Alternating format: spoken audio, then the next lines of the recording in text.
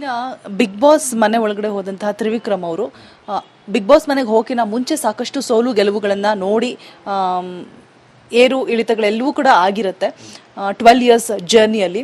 So big boss ಮನೆ ಕಲಿಸಿಕೊಟ್ಟಂತಹ ಒಂದು ದೊಡ್ಡ ಪಾಠ ಅಂದರೆ ಯಾವುದು? ಮೇಡಮ್, ನನಗೆ ಅಲ್ಲಿ ಮೇಜರಾಗಿ ಕಲ್ತಿದ್ದೇನು ಅಂತಂದರೆ ಸ್ಟ್ಯಾಂಡ್ ತೊಗೊಳ್ಳೋದು ನಮ್ಮ ವಿಷಯದಲ್ಲಿ ಆ್ಯಂಡ್ ಕ್ಯಾರೆಕ್ಟರಿಸ್ಟಿಕ್ಸ್ಗಳನ್ನ ಬಿಟ್ಕೊಡ್ದಲ್ಲೇ ಇರೋದು. ನಿಮ್ಮನ್ನು ಕೆದ್ಕೋವಂಥ ಕ್ಯಾರೆಕ್ಟರ್ಗಳು ತುಂಬ ಬರ್ತಾವಲ್ಲಿ. ನಿಮಗೆ ಸುಳ್ಳು ಹೇಳೋಂಥ ಮೂಮೆಂಟ್ಸ್ಗಳು ತುಂಬ ಬರುತ್ತೆ ಆ್ಯಂಡ್ ನಿಮ್ಮನ್ನು ನೀವು ಬಿಟ್ಕೊಳ್ಳೋಂಥ ಮೂಮೆಂಟ್ಸ್ಗಳು ತುಂಬ ಬರುತ್ತೆ. ಇಲ್ಲಿ ನಮ್ಗೆ ಹೊರಗಡೆ ಏನಂತಂದರೆ ನಮಗೆಲ್ಲ ವಿಷಯಗಳು ಗೊತ್ತಾಗೋದು ಲೇಟು, ಬಟ್ ಬಿಗ್ ಬಾಸ್ ಮನೇಲಿ ಎಲ್ಲ ವಿಷಯಗಳು ಬೇಗ ಬೇಗ ಗೊತ್ತಾಗ್ಬಿಡುತ್ತೆ. ಅಂದರೆ ಫಾಸ್ಟಾಗಿ ನಿಮ್ಮನ್ನು ಯಾರು ದ್ವೇಷಿಸ್ತಾರೆ, ನಿಮ್ಮನ್ನು ಯಾರು ಫ್ರೆಂಡ್ ಆಗಿರ್ತಾರೆ ಅವರೇ ನಾಳೆ ಎಣಿಮೆ ಆಗ್ತಾರೆ ಬಿಕಾಸ್ ಆಫ್ ಟಾಸ್ಕ್, ಅದು ಇದು ಚಟುವಟಿಕೆ ಅಂತ ಬಂದಾಗ.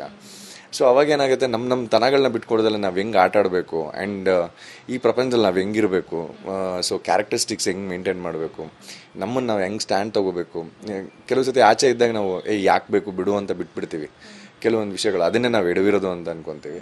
ಬಟ್ ಇಲ್ಲಿ ಅದನ್ನೆಲ್ಲ ನಂಗೆ ಬಿಗ್ ಬಾಸ್ ಹೇಳ್ಕೊಡ್ತಾ ಹೋಯ್ತು. ಮನೆ ಡಿಸಿಪ್ಲಿನ್ ಆಗಿರೋದಾಗಿರ್ಬೋದು, ನಮ್ಮ ಕೆಲಸ ನಾವು ಮಾಡ್ಕೋಬೇಕು ಅನ್ನೋದಾಗಿ ಎಲ್ಲ ನಮಗೆ ಗೊತ್ತಿರೋ ವಿಷಯಗಳೇ ಮತ್ತೆ ಎಲ್ಲೋ ರಿಹ್ಯಾಬ್ಗೆ ಹೋಗಿ ಮತ್ತೆ ನಾವು ರಿಫಾರ್ಮ್ ಮಾಡ್ಕೊಂಬಂದಂಗಾಯಿತು.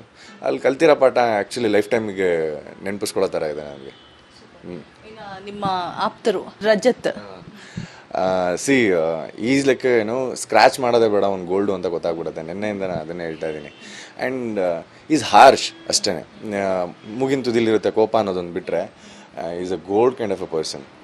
ನನಗೆ ತುಂಬ ಬೇಗ ಕನೆಕ್ಟ್ ಆದಂಥ ವ್ಯಕ್ತಿ. ನಾನು ಅದನ್ನು ತುಂಬ ಓಪನಾಗಿ ಹೇಳಿದೆ, ಗುರು ನೀನು ಬಂದಿದ್ದು ನನಗೆ ತುಂಬಾ ಹೆಲ್ಪ್ ಆಯಿತು. ಇನ್ಫ್ಯಾಕ್ಟ್ ನನಗೆ ಓಪನಾಗಿ ಮಾತಾಡೋದಕ್ಕೆ, ನನಗೆ ಓಪನಾಗಿ ಟಾಸ್ಕ್ ಆಡೋದಕ್ಕೆ ನನಗೆ ಎಲ್ಲೋ ಹೆಲ್ಪ್ ಆಯಿತು ಅಂತ. Is so close to me and is a sweetheart any time. ನನಗೆ ಅದೇ ಇನ್ನೂ ಲಾಂಗ್ ಟರ್ಮಲ್ಲಿ ಒಂದು ಫ್ರೆಂಡ್ಶಿಪ್ನ ಕಂಟಿನ್ಯೂ ಮಾಡ್ಕೊಂಡು ಹೋಗ್ತೀನಿ ಅಂದರೆ ರಜತ್. ಯಾವಾಗಿಂದ ನಿಮ್ಮ ಸ್ನೇಹ ಸಂಬಂಧ? ಬಿಗ್ ಬಾಸ್ಗಿನ ಮೊದಲು ಅವ್ರನ್ನ ರಾಜಾರಾಣಿ ವೇದಿಕೆಯಲ್ಲಿ ನೋಡಿದ್ದೆ, ಅಲ್ಲಿ ವೇದಿಕೆಯಲ್ಲೇ ನೋಡಿದ್ದು, ಮನೇಲಿ ಗೊತ್ತಿರಲಿಲ್ಲ ನನಗೆ. ಮನೇಲಿ ಯಾವಾಗ ನೇರವಾಗಿ ಬರ್ತಾರೆ, ನೇರವಾಗೆಲ್ಲ ಬಂದಾಗ ಒಂದು ಸ್ಟಬನ್ ಕ್ಯಾರೆಕ್ಟರ್ ಬಂದಿದೆ ಅಂತ ಅನ್ನಿಸ್ತು. ಆ್ಯಂಡ್ ಅವ್ರು ಏನೋ ಒಂದು ಡಿಫ್ರೆನ್ಸ್ ಮಾಡ್ತಾರೆ ಮನೇಲಿ ಅಂತ ಎಂಟ್ರಿಲಿ ಅನಿಸಿತ್ತು. ಅವರು ಅಷ್ಟೇ, ಶೋಭಾ ಶೆಟ್ಟಿ ಅವರು ಅಷ್ಟೇ. But Rajath stood strongly. ನಂಗೆ ಅದು ತುಂಬ ಇಷ್ಟ ಆಯಿತು ಅವ್ರು ನಿಂತಿದ್ದ ರೀತಿ. ಬಿಕಾಸ್ ಅವ್ರಿಗೊಂದಷ್ಟು ರಿಯಾಲಿಟಿ ಶೋಸ್ಗಳ ಎಕ್ಸ್ಪೀರಿಯನ್ಸ್ ಇದ್ದಿದ್ದರಿಂದ ಆ್ಯಂಡ್ ಬಿಗ್ ಬಾಸ್ನ ಅವ್ರು ತುಂಬ ಚೆನ್ನಾಗಿ ಅರ್ಥ ಮಾಡ್ಕೊಂಬಂದಿದ್ದರಿಂದ ಆ್ಯಂಡ್ ಆಲ್ರೆಡಿ 50 ಎಪಿಸೋಡ್ಸ್ ನೋಡ್ಕೊಂಬಂದಿದ್ದರಿಂದ ಅವ್ರಿಗೆ ತುಂಬ ಈಸಿ ಇತ್ತು. ಆ್ಯಂಡ್ ಅವ್ರ ಮೈಂಡ್ ಸೆಟ್ ತುಂಬ ಸ್ಟ್ರಾಂಗ್ ಇತ್ತು. ಆ್ಯಂಡ್ ನನಗೆಲ್ಲೋ ಅವ್ರ ಕ್ಯಾರೆಕ್ಟರ್ ತುಂಬ ರಿಯಲ್ ಅನ್ನಿಸ್ತಾ ಹೋಯಿತು. ಆ್ಯಂಡ್ ಹೊಡೆದಾಡೋಣ, ಗೇಮಲ್ಲಿ ಹೊಡೆದಾಡೋಣ, ಆರಾಮಾಗಿ ಫ್ರೆಂಡ್ ಆಗಿರೋಣ ಅಂತ. ನನಗೆಲ್ಲೂ ಅವ್ರನ್ನ ಫ್ರೆಂಡಾಗಿ ಬಿಟ್ಕೊಡ್ಬೇಕು ಇನ್ನೊಂದು ಏನು ಅನಿಸೇ ಇರಲಿಲ್ಲ. I was too good. So ಅವ್ರ ಜೊತೆಗೆ ಆರಾಮಾಗಿದ್ವಿ ನಾವು. ಫನ್ ಮೂಮೆಂಟ್ಸ್ ಆಗಿರ್ಬೋದು, ಅವರ ಚಿಕ್ಕ ಕೋಳಿ ಜಗಳಗಳಾಗಿರ್ಬೋದು, ಹಂಗೆ ಇದೆಲ್ಲ ತುಂಬ ಇಷ್ಟ ಆಗೋದ ವ್ಯಕ್ತಿ ಜೊತೆಗೆ. ಇನ್ನು ಬಿಗ್ ಬಾಸ್ ಮನೆ ಒಳಗಡೆ ಹೋದಂತಹ ತ್ರಿವಿಕ್ರಮ್ ಅವರು ಬಿಗ್ ಬಾಸ್ ಮನೆಗೆ ಹೋಗಿನ ಮುಂಚೆ ಸಾಕಷ್ಟು ಸೋಲು ಗೆಲುವುಗಳನ್ನು ನೋಡಿ ಏರು ಇಳಿತಗಳೆಲ್ಲವೂ ಕೂಡ ಆಗಿರುತ್ತೆ 12 ಇಯರ್ಸ್ ಜರ್ನಿಯಲ್ಲಿ. ಸೊ ಬಿಗ್ ಬಾಸ್ ಮನೆ ಕಲಿಸಿಕೊಟ್ಟಂತಹ ಒಂದು ದೊಡ್ಡ ಪಾಠ ಅಂದರೆ ಯಾವುದು? ಮೇಡಮ್, ನನಗೆ ಅಲ್ಲಿ ಮೇಜರಾಗಿ ಕಲ್ತಿದ್ದೇನು ಅಂತಂದರೆ ಸ್ಟ್ಯಾಂಡ್ ತೊಗೊಳ್ಳೋದು ನಮ್ಮ ವಿಷಯದಲ್ಲಿ ಆ್ಯಂಡ್ ಕ್ಯಾರೆಕ್ಟರಿಸ್ಟಿಕ್ಸ್ಗಳನ್ನ ಬಿಟ್ಕೊಡ್ದಲ್ಲೇ ಇರೋದು. ನಿಮ್ಮನ್ನು ಕೆದ್ಕೋವಂಥ ಕ್ಯಾರೆಕ್ಟರ್ಗಳು ತುಂಬ ಬರ್ತಾವಲ್ಲಿ. ನಿಮಗೆ ಸುಳ್ಳು ಹೇಳೋಂಥ ಮೂಮೆಂಟ್ಸ್ಗಳು ತುಂಬ ಬರುತ್ತೆ ಆ್ಯಂಡ್ ನಿಮ್ಮನ್ನು ನೀವು ಬಿಟ್ಕೊಳ್ಳೋಂಥ ಮೂಮೆಂಟ್ಸ್ಗಳು ತುಂಬ ಬರುತ್ತೆ. ಇಲ್ಲಿ ನಮ್ಗೆ ಹೊರಗಡೆ ಏನಂತಂದರೆ ನಮಗೆಲ್ಲ ವಿಷಯಗಳು ಗೊತ್ತಾಗೋದು ಲೇಟು, ಬಟ್ ಬಿಗ್ ಬಾಸ್ ಮನೇಲಿ ಎಲ್ಲ ವಿಷಯಗಳು ಬೇಗ ಬೇಗ ಗೊತ್ತಾಗ್ಬಿಡುತ್ತೆ. ಅಂದರೆ ಫಾಸ್ಟಾಗಿ ನಿಮ್ಮನ್ನು ಯಾರು ದ್ವೇಷಿಸ್ತಾರೆ, ನಿಮ್ಮನ್ನು ಯಾರು ಫ್ರೆಂಡ್ ಆಗಿರ್ತಾರೆ ಅವರೇ ನಾಳೆ ಎಣಿಮೆ ಆಗ್ತಾರೆ ಬಿಕಾಸ್ ಆಫ್ ಟಾಸ್ಕ್, ಅದು ಇದು ಚಟುವಟಿಕೆ ಅಂತ ಬಂದಾಗ. ಸೊ ಅವಾಗೇನಾಗುತ್ತೆ, ನಮ್ಮ ತನಗಳನ್ನ ಬಿಟ್ಕೊಡೋದಲ್ಲ ನಾವು ಹೆಂಗೆ ಆಟ ಆಡಬೇಕು ಆ್ಯಂಡ್ ಈ ಪ್ರಪಂಚದಲ್ಲಿ ನಾವು ಹೆಂಗಿರಬೇಕು, ಸೊ ಕ್ಯಾರೆಕ್ಟರಿಸ್ಟಿಕ್ಸ್ ಹೆಂಗೆ ಮೇಂಟೈನ್ ಮಾಡಬೇಕು, ನಮ್ಮನ್ನು ನಾವು ಹೆಂಗೆ ಸ್ಟ್ಯಾಂಡ್ ತೊಗೋಬೇಕು. ಕೆಲವು ಸತಿ ಆಚೆ ಇದ್ದಾಗ ನಾವು ಯಾಕೆ ಬೇಕು ಬಿಡು ಅಂತ ಬಿಟ್ಬಿಡ್ತೀವಿ ಕೆಲವೊಂದು ವಿಷಯಗಳು, ಅದನ್ನೇ ನಾವು ಎಡವಿರೋದು ಅಂತ ಅನ್ಕೊತೀವಿ. ಬಟ್ ಇಲ್ಲಿ ಅದನ್ನೆಲ್ಲ ನಂಗೆ ಬಿಗ್ ಬಾಸ್ ಹೇಳ್ಕೊಡ್ತಾ ಹೋಯ್ತು. ಮನೆ ಡಿಸಿಪ್ಲಿನ್ ಆಗಿರೋದಾಗಿರ್ಬೋದು, ನಮ್ಮ ಕೆಲಸ ನಾವು ಮಾಡ್ಕೋಬೇಕು ಅನ್ನೋದಾಗಿ ಎಲ್ಲ ನಮಗೆ ಗೊತ್ತಿರೋ ವಿಷಯಗಳೇ ಮತ್ತೆ ಎಲ್ಲೋ ರಿಹ್ಯಾಬ್ಗೆ ಹೋಗಿ ಮತ್ತೆ ನಾವು ರಿಫಾರ್ಮ್ ಮಾಡ್ಕೊಂಬಂದಂಗಾಯಿತು. ಅಲ್ಲಿ ಕಲ್ತಿರೋ ಪಾಠ ಆ್ಯಕ್ಚುಲಿ ಲೈಫ್ ಟೈಮಿಗೆ ನೆನಪಿಸ್ಕೊಳ್ಳೋ ಥರ ಇದೆ ನನಗೆ. ನಿಮ್ಮ ಆಪ್ತರು ರಜತ್ ಈಸ್ ಲೈಕ್ ಸ್ಕ್ರ್ಯಾಚ್ ಮಾಡೋದೇ ಬೇಡ ಅವ್ನು ಗೋಲ್ಡು ಅಂತ ಗೊತ್ತಾಗ್ಬಿಡುತ್ತೆ. ನಿನ್ನೆಯಿಂದ ನಾನು ಅದನ್ನೇ ಹೇಳ್ತಾ ಇದ್ದೀನಿ. ಆ್ಯಂಡ್ ಈಸ್ ಹಾರ್ಶ್ ಅಷ್ಟೇ, ಮುಗಿನ ತುದಿಲಿರುತ್ತೆ ಕೋಪ ಅನ್ನೋದೊಂದು ಬಿಟ್ಟರೆ is a gold kind of a person. ನನಗೆ ತುಂಬ ಬೇಗ ಕನೆಕ್ಟ್ ಆದಂಥ ವ್ಯಕ್ತಿ. ನಾನು ಅದನ್ನು ತುಂಬ ಓಪನಾಗಿ ಹೇಳಿದೆ, ಗುರು ನೀನು ಬಂದಿದ್ದು ನನಗೆ ತುಂಬಾ ಹೆಲ್ಪ್ ಆಯಿತು. ಇನ್ಫ್ಯಾಕ್ಟ್ ನನಗೆ ಓಪನಾಗಿ ಮಾತಾಡೋದಕ್ಕೆ, ನನಗೆ ಓಪನಾಗಿ ಟಾಸ್ಕ್ ಆಡೋದಕ್ಕೆ ನನಗೆ ಎಲ್ಲೋ ಹೆಲ್ಪ್ ಆಯಿತು ಅಂತ. Is so close to me and is a sweetheart any time. ನನಗೆ ಅದೇ ಇನ್ನೂ ಲಾಂಗ್ ಟರ್ಮಲ್ಲಿ ಒಂದು ಫ್ರೆಂಡ್ಶಿಪ್ನ ಕಂಟಿನ್ಯೂ ಮಾಡ್ಕೊಂಡು ಹೋಗ್ತೀನಿ ಅಂದರೆ ರಜತ್. ಯಾವಾಗಿಂದ ನಿಮ್ಮ ಸ್ನೇಹ ಸಂಬಂಧ? ಬಿಗ್ ಬಾಸ್ಗಿನ ಬಿಗ್ ಬಾಸ್ಗಿನ್ನ ಮೊದಲು ಅವ್ರನ್ನ ರಾಜಾರಾಣಿ ವೇದಿಕೆಯಲ್ಲಿ ನೋಡಿದ್ದೆ, ಅಲ್ಲಿ ಇಲ್ಲಿ ವೇದಿಕೆಯಲ್ಲೇ ನೋಡಿದ್ದು, ಮನೇಲಿ ಗೊತ್ತಿರಲಿಲ್ಲ ನನಗೆ. ಮನೇಲಿ ಯಾವಾಗ ನೇರವಾಗಿ ಬರ್ತಾರೆ, ನೇರವಾಗೆಲ್ಲ ಬಂದಾಗ ಒಂದು ಸ್ಟಬನ್ ಕ್ಯಾರೆಕ್ಟರ್ ಬಂದಿದೆ ಅಂತ ಅನ್ನಿಸ್ತು. ಆ್ಯಂಡ್ ಅವ್ರು ಏನೋ ಒಂದು ಡಿಫ್ರೆನ್ಸ್ ಮಾಡ್ತಾರೆ ಮನೇಲಿ ಅಂತ ಎಂಟ್ರಿಲಿ ಅನಿಸಿತ್ತು. ಅವರು ಅಷ್ಟೇ, ಶೋಭಾ ಶೆಟ್ಟಿ ಅವರು ಅಷ್ಟೇ. But Rajath stood strongly. ನಂಗೆ ಅದು ತುಂಬ ಇಷ್ಟ ಆಯಿತು ಅವ್ರು ನಿಂತಿದ್ದ ರೀತಿ.